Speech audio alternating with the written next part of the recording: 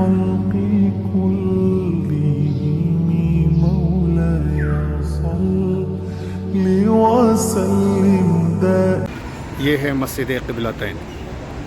رحمت عالم صلی اللہ علیہ وسلم.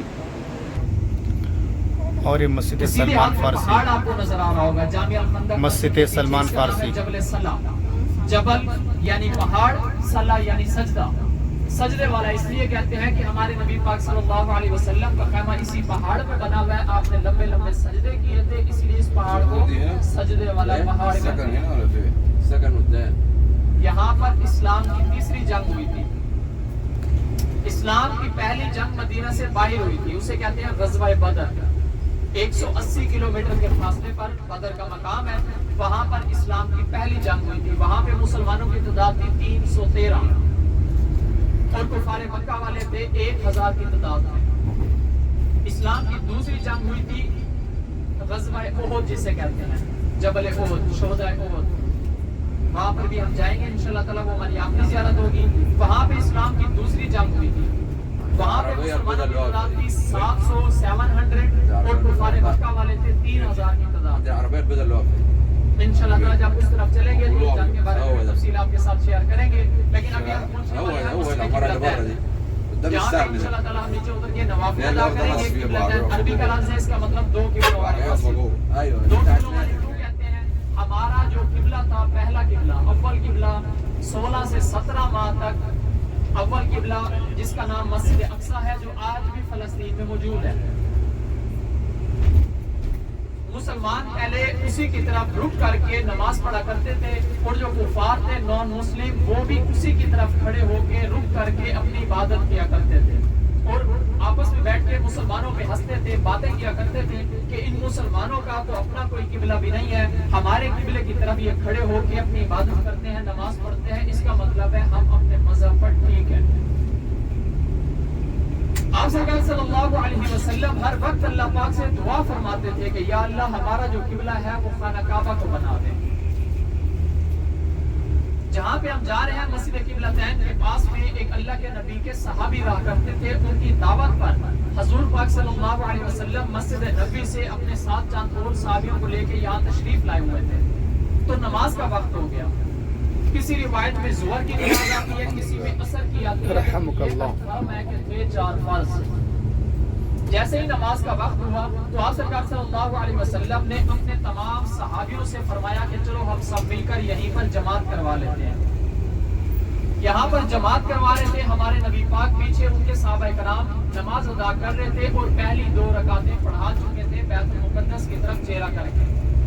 اتحیات کمپلیٹ کرنے کے بعد دوسری رکعت سے جیسے ہی کھڑے ہوئے تو نماز کے دوران ہی ہمارے نبی پاک صلی اللہ علیہ وسلم کے دل میں دوبارہ سے خواہش اٹھی کہ کاش ہمارا جو قبلہ ہوتا وہ خانہ کعبہ ہوتا. یہ جیسے ہی خواہش اٹھی دل میں ہمارے نبی پاک کے، تو آپ بار بار نماز کے دوران اپنا چہرہ مبارک کبھی اوپر کی طرف کرتے، کبھی نیچے کی طرف کرتے، کبھی آسمان کو دیکھتے، کبھی نیچے کی طرف دیکھتے. تو بھائی صاحب اللہ پاک نے اسی ٹائم قرآن پاک کی دوسری سورت البقرہ کی آیات نمبر 134 نازل کر دی تھی. قد نرى تقلب وجهك في السماء فلنولينك قبلة ترضاها فول وجهك شطر المسجد الحرام.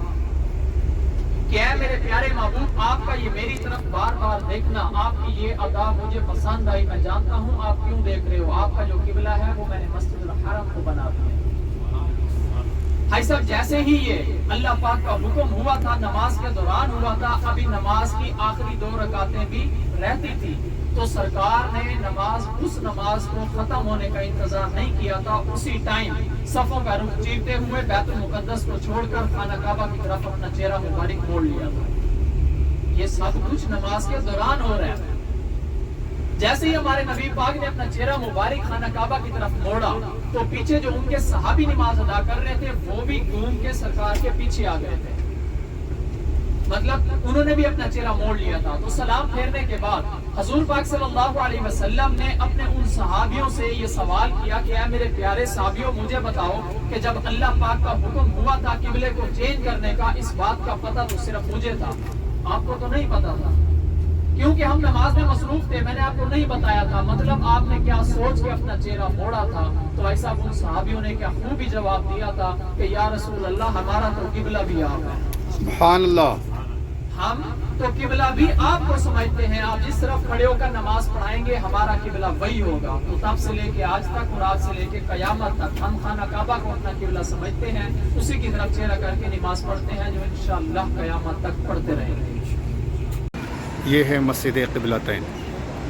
رحمت عالم صلی اللہ علیہ وسلم ظہر عصر کی نماز آپ جب یہاں جماعت کے ساتھ پڑھا رہے تھے تو 2 رکعت آپ نے اس طرف یعنی بیت المقدس کی طرف رک کر کے آپ نماز پڑھا چکے تھے. تیسری رکعت کے لیے آپ کھڑے ہو گئے. آپ کی چاہت تھی کہ خانہ کعبہ کی قبلہ بنا دیا جائے. بار بار آپ کا چہرہ انور آسمان کی طرف اٹھ رہا تھا. تو اللہ تبارک و تعالیٰ نے قرآن پاک کی آیت سورہ بقرہ کی 144 نازل فرمایا وَتَقَلُّبَ وَجْهِكَ فِي السَّمَاءِ فَلَنُوَلِّيَنَّكَ قِبْلَةً تَرْضَاهَا. اے محبوب بار بار ہم آپ کو دیکھتے ہیں آپ کے چہرہ انور کو آسمان کی طرف اٹھنا, تو ہم آپ کو پھیر دیتے ہیں اس قبلے کی طرف جس کا آپ پسند کرتے ہیں, جس کے قبلے کو آپ خواہش کرتے ہیں. تو لہٰذا حالت نماز میں قبلے کی تبدیلی آئی. تو تیسری اور چوتھی رکعت وہ اسی نماز کے اندر جو ہے خانہ کعبہ کی طرف رک کر کے نماز ادا کی گئی. اس لیے کہ یہ وہ نماز ہے جس نماز کے اندر 2 قبلے کی طرف رک کر کے نماز ادا کی گئی. اس لیے جہاں پر یہ نماز پڑھی گئی آج ایک تاریخی مسجد بنائی گئی ہے.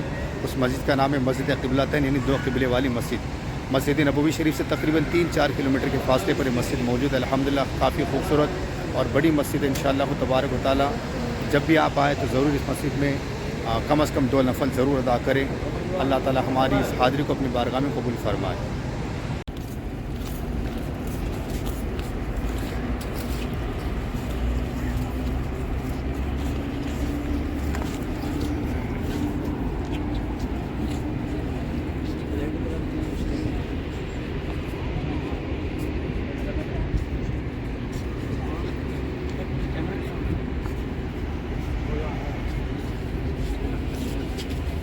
اس وقت ہم الحمدللہ احد کے دامن میں حاضر آئے ہیں. یہ سامنے پہاڑ دیکھیے, یہ احد کا پہاڑ ہے, جنتی پہاڑ ہے, جس کے بارے میں آقا کریم رؤوف رحیم صلی اللہ علیہ وسلم نے کیا ارشاد فرمایا, احد ہم سے محبت کرتا ہے اور ہم احد سے محبت کرتے ہیں. اسلام کی دوسری جنگ عظیم جنگ بدر کے بعد وہ احد کی جنگ ہے جو احد کے دامن میں واقع ہوئی ہے. اس وقت مسلمانوں کی تعداد تھی 800, کافروں کی تعداد تھی تقریباً 3000 اور اس میں منافقین کی تعداد تھی 300. منافقوں کا سردار یہاں پر دیکھو کہا گیا ہے رجوع منافقین. یہ دیکھو یہ 300 لوگوں کو لے کر مدینہ واپس چلا گیا. اس کا نام تھا عبداللہ بن ابی. یہ بہانہ بنا کر کہ حضور نے میرا مشورہ مانا نہیں, یہ کہہ کر وہ اپنے منافقوں کو لے کر کہاں گیا, مدینہ واپس چلا گیا. جنگ بدر کے اندر جو 70 کافر قتل کیے گئے نا وصل جہنم ہوئے, تو ان کے یہ چاہنے والے, ان کے رشتہ دار وغیرہ, تو ان کے پاس ایک یہ تھا, جوش تھا کہ اب ہم مسلمانوں سے کیا لیں گے, بدلہ لیں گے. کیونکہ مسلمانوں نے ہمیں بہت ستایا ہے, بہت تکلیفیں دی ہیں, ہمارے بہت سارے نوجوانوں کو قتل کیا ہے. اس کے بعد ایک دوسری جنگ عظیم لڑی گئی جس میں 70 صحابہ کرام شہید ہوئے. اگرچہ اس جنگ کے اندر مسلمانوں کو کافی جو ہے جانی نقصان ہوا ہے, لیکن اللہ تبارک و تعالیٰ نے مسلمانوں کے حق میں فیصلہ کیا. مسلمان جو ہے یہ جنگ جیت چکے ہیں. سامنے ایک پہاڑ آپ دیکھیں چھوٹا سا نظر آ رہا ہے, چھوٹا سا جی. یہ جو آپ کو جالیاں نظر ہے, 4 دیواری نظر آ رہی نا, اس کے اندر جو ہے 70 صحابہ کرام کی مزار پاک ہے. بالخصوص میں سید الشہداء امیر حمزہ جو حضور کے سگے چچا ہے, ان کی مزار پاک بھی موجود ہے. اس کے پیچھے ایک چھوٹا سا پہاڑ ہے, اسے کہتے ہیں جبل الرماد. وہ وہاں سے انشاءاللہ اس کی زیارت کرائیں. کیا گئے جبل الرماد. اللہ کے نبی ہماری اجازت نہیں ہوگی, ہمارا حکم نہیں ہوگا, نیچے تشریف نہیں لائیں گے. جب مسلمانوں نے دیکھا کہ کافر بھاگ رہے ہیں, جنگ چھوڑ کر بھاگ رہے ہیں, تو اب یہ جو تیر انداز تھے انہوں نے کیا کیا, نیچے اتر آئے. تو کسی نے منع بھی کیا کہ نیچے نہ جاؤ, کیونکہ حضور نے نیچے آنے سے منع کیا ہے. اب نیچے اتر آئے. اس وقت خالد ابن ولید جو کہ کافر تھے, ابھی اسلام نہیں لائے تھے, وہ کافروں کی طرف سے لڑ رہے تھے. وہ پیچھے سے آ کر ایسا مسلمانوں پر وار کیا کہ بہت مسلمانوں کو شکست ہوئی اور بہت سارے صحابہ کرام شہید ہوئے. اس جنگ کے اندر سب سے بڑا اگر نقصان ہوا ہے تو وہ حضور علیہ الصلوۃ والسلام کے سگے چچا ہے. آقا کریم رؤوف رحیم صلی اللہ علیہ وسلم کے سگے چچا امیر حمزہ یہ ابو طالب کے بعد بڑی آپ کو جو ہے مدد کرتے تھے، آپ کی امداد کرتے تھے. امیر